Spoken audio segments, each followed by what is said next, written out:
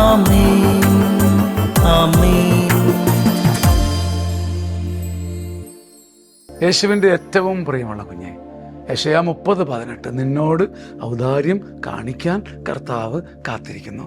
വഴിയരികിൽ ഒരു ഇരയെ കാത്തിരിക്കുന്ന സിംഹത്തെ പോലെ നിന്നെ കണ്ട്, നിന്നെ തൊട്ട്, നിന്നെ രക്ഷിച്ച്, നിന്നെ ഉയർത്താൻ വേണ്ടി മാത്രം കർത്താവ് നിൻ്റെ പാതയിൽ ഒരുപക്ഷെ വഴിതെറ്റിപ്പോകുന്നവനായിരിക്കും, കർത്താവിനെ മറന്നു നീങ്ങുന്നവനായിരിക്കാം. പക്ഷേ നിന്നോടെന്നാലും ഔദാര്യം കാണിക്കാൻ, ഏത് വിധേനയും നിന്നെ ഒന്ന് എടുത്തു പൊക്കാൻ, നിന്നോട് ഔദാര്യം കാണിക്കാൻ കാത്തിരിക്കുന്ന ദൈവമാണ് നിൻ്റെ ജീവിതത്തിൻ്റെ അത്ഭുതം.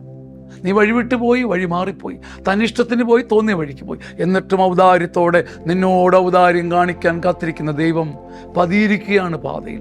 ഈ കർത്താവ് മറഞ്ഞിരിക്കുന്ന ദൈവത്തെ കാണാൻ കഴിയുന്നത് ഭാഗ്യമല്ലേ? തോന്നിയ വഴിക്ക് തന്നിഷ്ടത്തിന് പോയപ്പോഴും നിന്നോട് ഔദാര്യം കാണിക്കാൻ കർത്താവ് കാത്തിരിക്കുന്നു. പൊന്നുകുഞ്ഞേ, കർത്താവിൻ്റെ ഈ ഔദാര്യമാണ് നിൻ്റെ ആത്മീയ അഹങ്കാരത്തിന് പരിഹാരം. കർത്താവിൻ്റെ ഔദാര്യം നിൻ്റെ പാപങ്ങളെ കഴുകും, നിന്നെ വിശുദ്ധീകരിക്കും, എന്നെ വിശുദ്ധീകരിക്കും. ആമേൻ ആമേൻ ആമേൻ.